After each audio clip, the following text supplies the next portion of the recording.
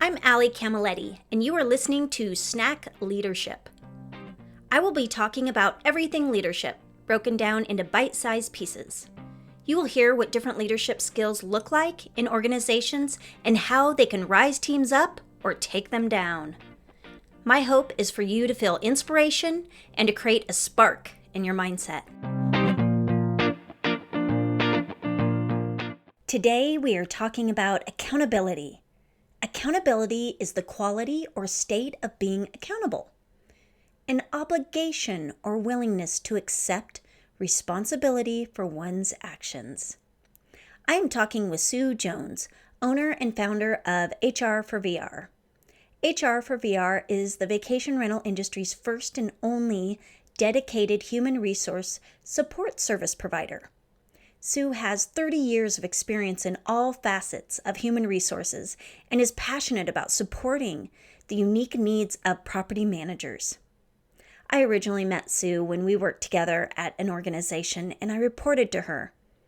I consider her a friend and a mentor who I am extremely grateful to have in my life. Get ready to hear what accountability is all about. Hi, Sue.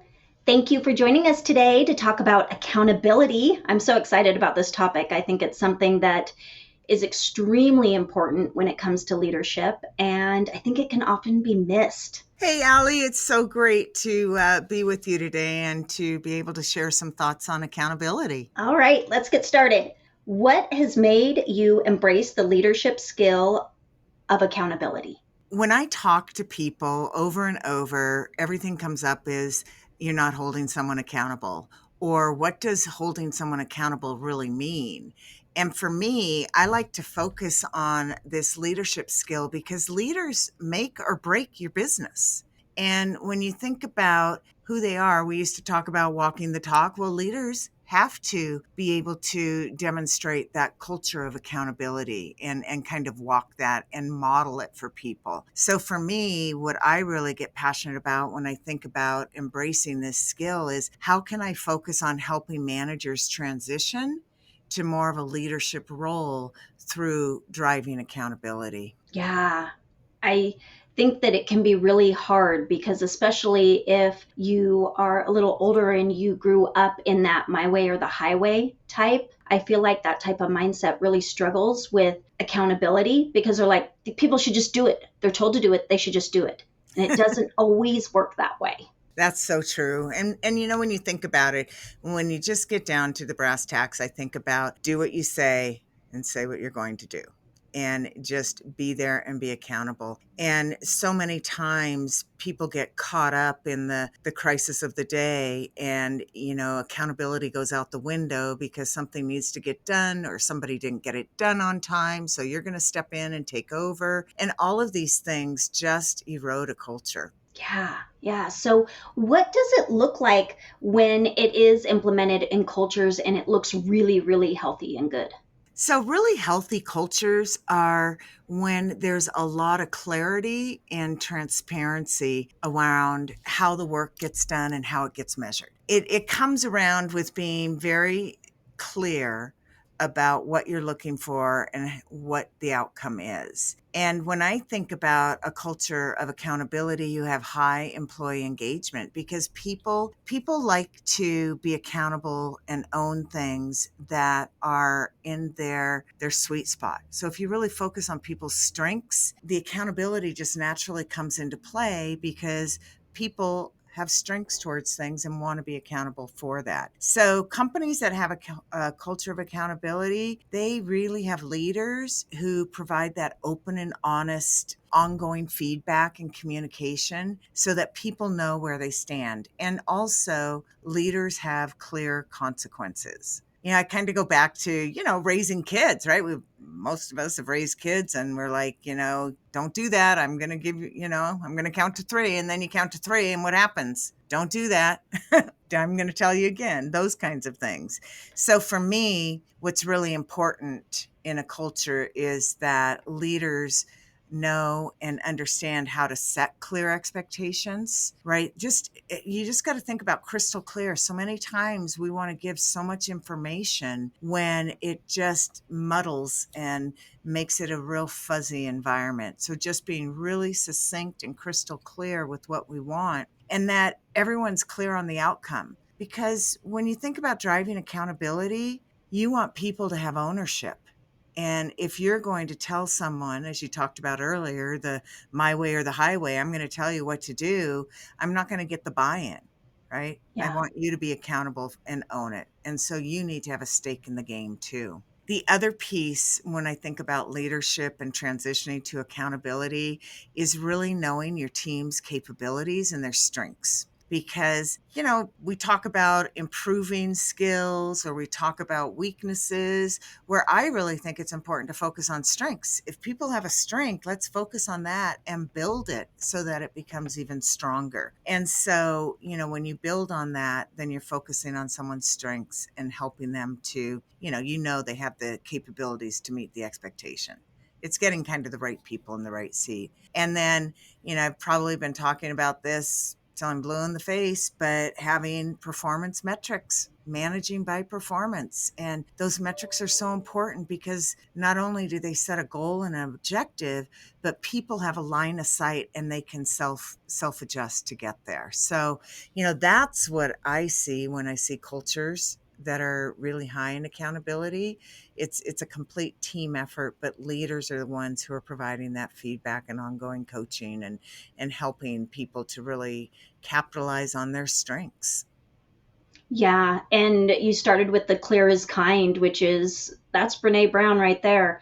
Yeah. Of clear is kind. And Yeah. that's something that I really try to focus on because I think it can get a little muddy sometimes easily. Well, and when things shift, I mean, you put together a goal or a metric for a year from now, we all know that that train's going to go off the track at some point. And so, how do we build in accountability for when things shift and they're not going in the direction we originally thought? So, those are the gray areas that come into play all the time.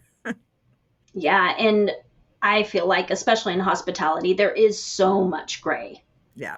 So, when we talk about cultures where you go into and you see that there are some accountability challenges, what is your first like, oh, yeah, that's what this is going on? Oh, it's crisis by fire. People are being rewarded for putting out fires, and that becomes the culture.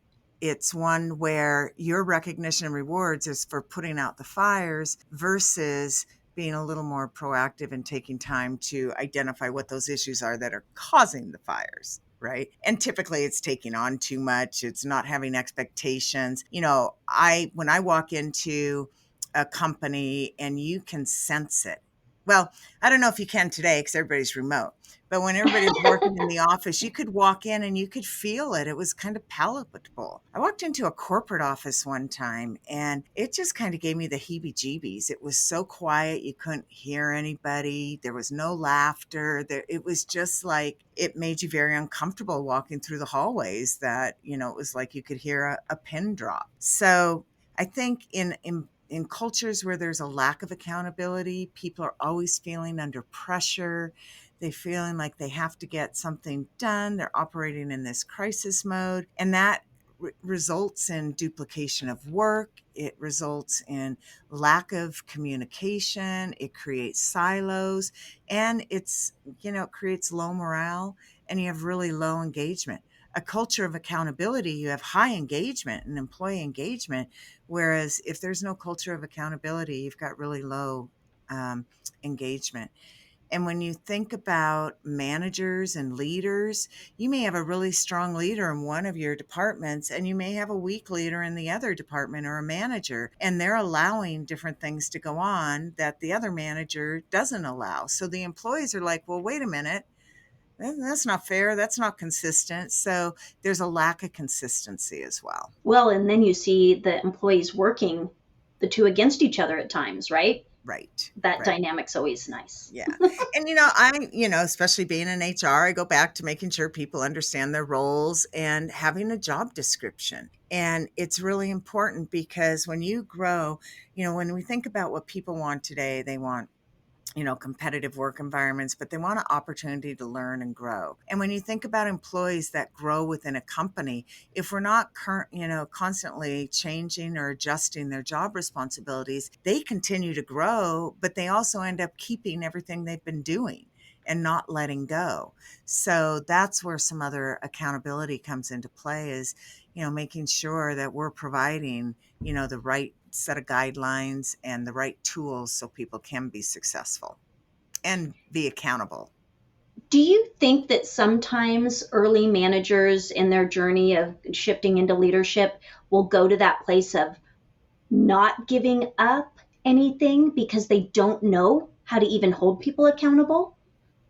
Oh, absolutely. I think that it starts really at the top too. What is there for managers? What kind of training do they have? But what's the culture of the company? And how are they, people learn to hold people accountable how you're held to accountable. And if you're not being held to being accountable, then you're not going to be modeling that behavior for your employees either.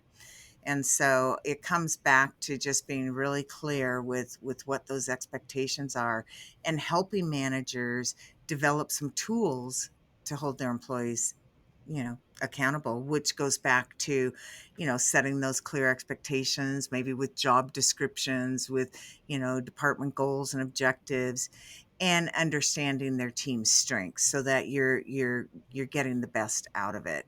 um, and performance metrics. And that's the tough one, because time over time I'll say, well, you know, it's kind of a hard area to have a performance metrics, because it's not like, you know, um, looking over reservations year over year. When you're thinking about managing people and you're thinking about performance metrics, what are those things that we want to look at? So there's a lot for new managers to learn. And I would just encourage everyone to think about, how do they hold themselves accountable?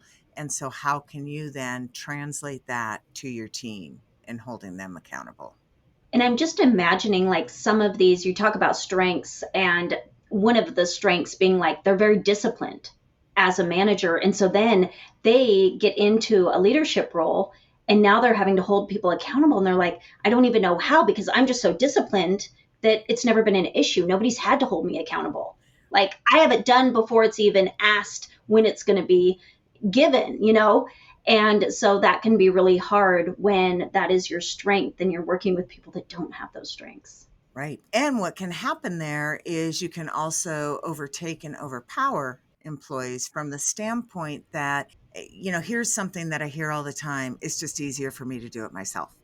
So, Yeah. in that situation, is a manager really holding someone else accountable, or taking the time to train someone to do that? And that's the bigger piece, because everyone feels in a culture where there isn't accountability, or in this pressure cooker. And so, taking time to develop those systems is really important. It is. And I was recently having this conversation with somebody who was talking about an employee not really being accountable for what needed to be done and struggling how to hold them accountable. And I asked, well, how often do you meet with them? And they said once a month. And I'm like, yeah. Wow. Right? I'm like, maybe once a week. That would probably just kind of take care of that. And it's interesting with the meetings like that too, because in these situations, a lot of times, managers will come to the meeting with a task list and say, where are you at? Where are we at? Tell me about this. Are you running into problems? Where if you had metrics set into place, people would self manage. And when you would be talking about it, you wouldn't be talking about the tasks, you'd be talking about the outcomes. Yeah. And so it's moving from that task to outcome and managing. And that's where it really takes someone special to get in there in that situation where someone's a high driver and getting it done and it's intuitive, to really think about, okay, if it wasn't intuitive, what would I need from my manager to be successful and being Yeah. accountable? I love that. That's awesome. So, who is your favorite mentor when it comes to leadership or accountability? I would have to say one of the individuals I continually follow and gain great insight from is Marcus Buckingham. And, he immediately comes to mind because he was such a thought leader and pioneer in this leadership world. And when I look at the book he wrote, First Break All the Rules, that was written in 1999, and it is still just as relevant today. And it's simple because it goes back about leadership, and it goes back about asking questions and making sure that people have the tools and resources and things that they need. And so I just have always been a strong follower of Marcus. And, I've learned a lot over the years from his writings and readings and teachings. Yeah, and questions are so key, I think, in all relationships. If Yes. we can just kind of get past ourselves and ask good questions and really listen. It really came about, during this whole period of time with COVID. Used to be, we would tell employees, leave your problems at the door, no drama here in the workplace. Well, the workplace is full of drama now because everybody's working from home, and, you've got kids, you've got spouses or partners, you've got dogs, you've got all kinds of other things. And so that whole employee well-being is now not just about the workplace, it's about the whole employee well-being. And managers have to learn how to manage with that, and that comes with some accountability. That is for sure. So, do you have a favorite quote? I do. Okay. What is it? So again, Marcus Buckingham, and it is that employees leave managers, not companies. And so when you think about a culture that is high in accountability, you'll have high engagement. Your managers and leaders are leading and coaching versus a company where there may be low accountability and people are going out the doors by like flies. And this is where I think that leadership, even your senior leadership, comes into play in holding your managers and directors and supervisors accountable. Because if you're not holding them accountable, they're not going to be holding others, and you're going to have a high turnover rate. So I love that. I still think it's really relevant. And, if you think about it, they're not leaving the company, they're leaving the person they're working for. And I can relate to that. I have thought about that before in my own situations throughout my career. And there were times where I had moved to different departments, and it was because of who I was directly reporting to, Mm-hmm. and that I needed a different type of leader to report to really be happy and want to come to work. Well, and there's something else on the flip side of that called the management shuffle, where you shuffle people from one manager to another because you don't want to hold a manager accountable for dealing with the situation. Ooh, I like that. The manager shuffle. That could be a song. All right. Anything else you want to share?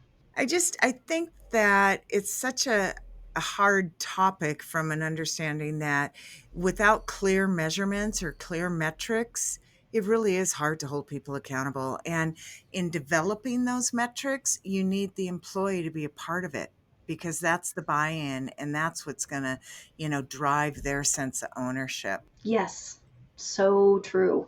All right, Sue, what's your favorite snack? Well, I was going to say popcorn because I like popcorn, but then I thought butter. And I thought I love butter on popcorn. So I'm thinking, is butter the snack and popcorn's the condiment? So I would have to say popcorn. Although when we travel, and we've been doing a lot of road trips lately, my favorite snack in the car is Good and Plenty's. Ooh, I like that. And I would say, my daughter would say that butter is definitely a snack. And Okay. sometimes for her, she'd appreciate it if it was just the meal. All right, Sue, thank you so much for all of your knowledge and your time. And I really think this is a great conversation for people to be having in cultures a lot. Well, thanks, Allie. I really appreciated being a part of this. Thank you for tuning in to Snack Leadership. I hope you felt inspiration, motivation, and felt your mindset spark. Snack Leadership is recorded and produced by myself, Ali Camilletti, and music by Shireen Amini.